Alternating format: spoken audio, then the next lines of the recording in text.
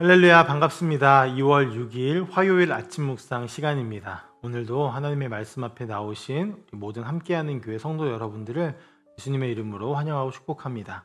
오늘 함께 보실 말씀은 시편 102편 1절부터 11절까지 말씀입니다. 한 절씩 함께 보도록 하겠습니다.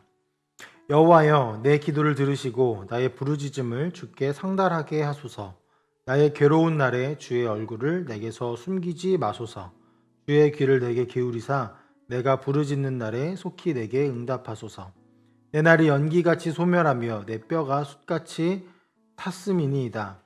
내가 음식을 먹기도 잊었으므로 내 마음이 풀같이 시들고 말라버렸사오며 나의 탄식 소리로 말미암아 나의 살이 뼈에 붙었나이다. 나는 광야의 올빼미 같고 황폐한 곳의 부엉이 같이 되었사오며 내가 밤을 새우니 지붕 위에 외로운 참새 같으니이다. 내 원수들이 종일 나를 비방하며 내게 대항하여 미칠 듯이 날뛰는 자들이 나를 가리켜 맹세하나이다. 나는 죄를 양식같이 먹으며 나는 눈물 섞인 물을 마셨나이다. 주의 분노와 진노로 말미암음이라 주께서 나를 들어서 던지셨나이다. 내 날이 기울어지는 그림자 같고 내가 풀에 시들어짐 같으니이다. 아멘. 이번 주 주일부터 우리는 시편을 묵상하며 은혜를 또 누리고 있는데요. 시편은 대개 기도문으로 볼 수 있습니다. 오늘 함께 읽은 시도 고난을 당한 자가 마음이 상하여 그의 근심을 여호와 앞에 토로하는 기도라는 제목을 가지고 있습니다. 시편은 한 장 한 장이 짧기도 하고 또 우리의 마음을 대변하기도 하기 때문에 성경을 처음 읽는 사람도 좋아하는 말씀입니다. 그만큼 시편을 읽는 것만으로도 우리는 많은 은혜와 감격 가운데 사로잡힙니다. 하지만 시편의 내용을 더 깊이 이해하게 된다면 그 감격은 2배, 3배, 10배가 되어지는데요. 오늘도 그 안에 담겨진 내용을 살펴보며 더 깊은 은혜를 누리시기를 간절히 소망합니다. 시편의 각 시는 다윗의 시, 고라 자손의 시 등의 시의 저자가 쓰여 있는 경우가 많이 있습니다. 그러나 한편으론 무명의 시인의 글들도 담겨져 있습니다. 오늘 시편의 저자도 알 수 없는 듯합니다. 하지만 이 시는 많은 학자들이 바벨론 포로기를 경험한 시인이 쓴 것이다 라고 추정을 하고 있습니다.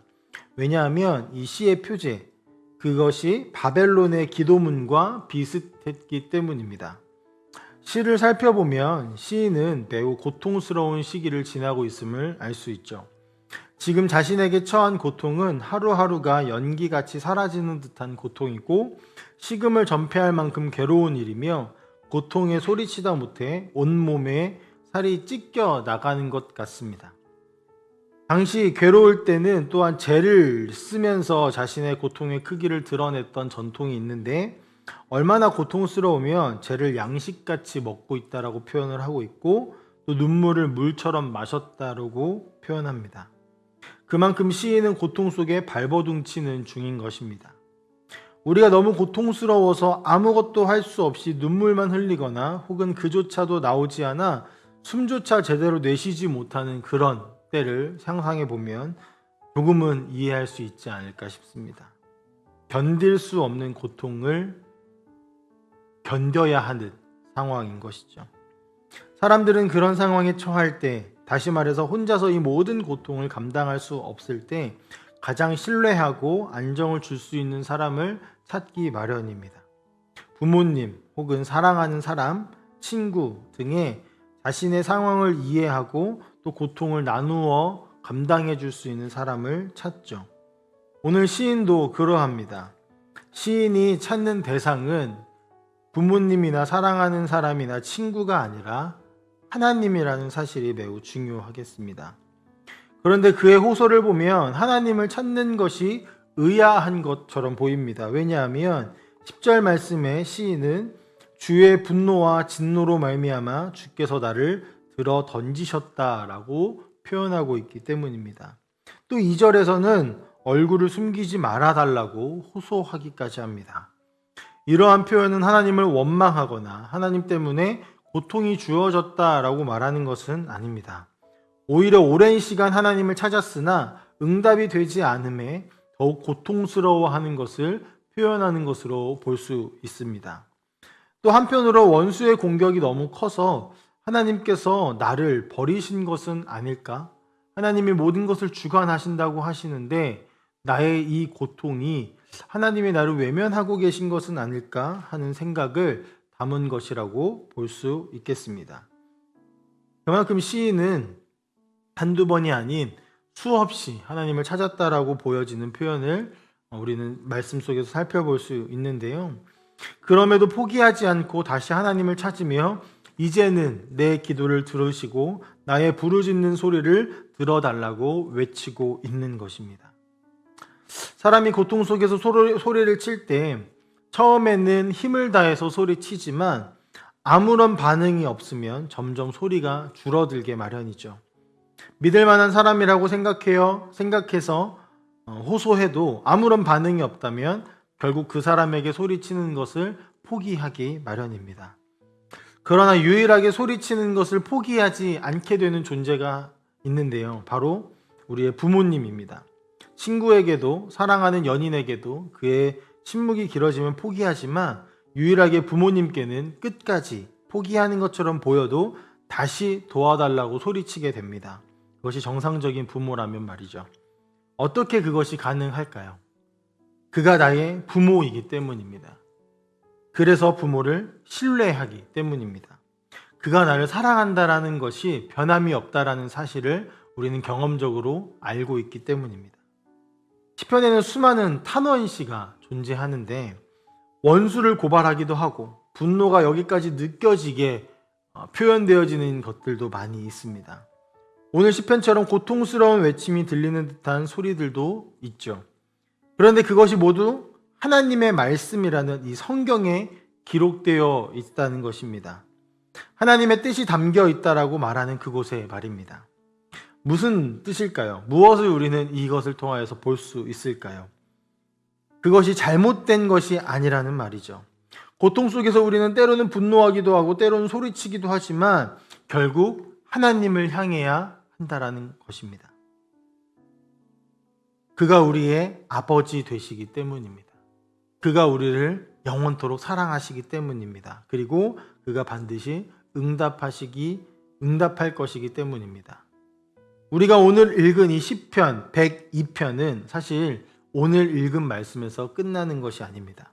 내일 이어서 나오는 말씀 속에 시인이 어떻게 이 시로 이루어진 기도를 마무리하고 있는지를 살펴볼 수 있을 것입니다. 그 전에 우리는 이 시인의 변화가 이루어질 수 있는 근거를 기억했으면 좋겠습니다.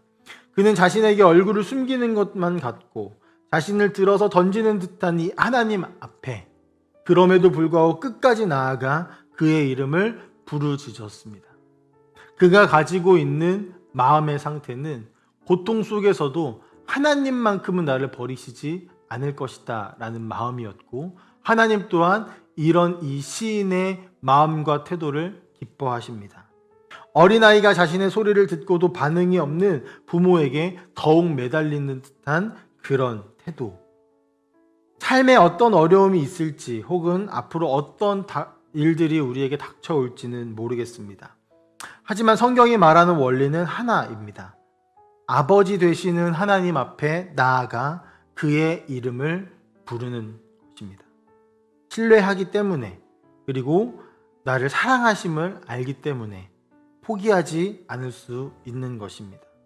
오늘도 이 시인처럼 고통 속에 있다면 하나님을 부르짖으며 그분의 이야기를 들었으면 좋겠습니다. 지금 당장 대답이 없는 것처럼 보일지라도 하나님은 우리를 끝까지 사랑하시며 우리의 이야기를 듣고 계십니다. 그때 우리의 고통을 뛰어넘는 하나님의 뜻과 계획을 결국에는 발견하게 될 것입니다. 나의 상처와 아픔을 모두 감싸 안는 하나님의 따뜻한 안아주심을 경험하게 될 것입니다. 오늘 하루 하나님의 그 따뜻하심 안에 다시 들어가기를 간절히 소망하며 또 하나님이 우리를 영원토록 사랑하심을 기억하며 그분의 말씀을 신뢰함으로 하나님께 나아가 우리의 모든 상황과 환경을 주님께 내어놓고 주님이 우리에게 주시는 음성을 듣기를 간절히 소망합니다. 그래서 내일 말씀에 나올 시인의 모습이 우리의 모습이었으면 좋겠습니다. 됐습니다. 함께 기도하겠습니다. 사랑의 하나님 아버지 감사합니다. 주님, 우리가 주님의 앞에 고통을 호소하는 시인의 시를 보며 그의 마음을 우리가 함께 공감하고 또 그의 고통이 우리의 고통과 닮아 있음을 또한 봅니다. 그러나 이 시인이 끝까지 포기하지 않았던 것은 하나님 앞에 나아가 이제는 나의 음성을, 나의 기도를 들어주십시오라고 호소하는 그 기도였습니다. 하나님, 우리가 누구에게 우리의 고통을 호소하고 있습니까? 우리가 누구에게, 무엇에게 우리의 아픔을 내어놓고 있습니까? 숨기지 않고, 나 혼자 삼키지 않고, 혹은 이것을 응답해 줄 수 없는 사람들에게 찾아가지 않고, 이 고통에 평안을 주실 수 있는 분에게 나아갈 수 있는 우리 모든 함께하는 교회 성도님들이 다 되실 수 있도록 주님 축복을 허락하여 주시옵소서. 감사드리며 살아계신 예수님의 이름으로 기도합니다.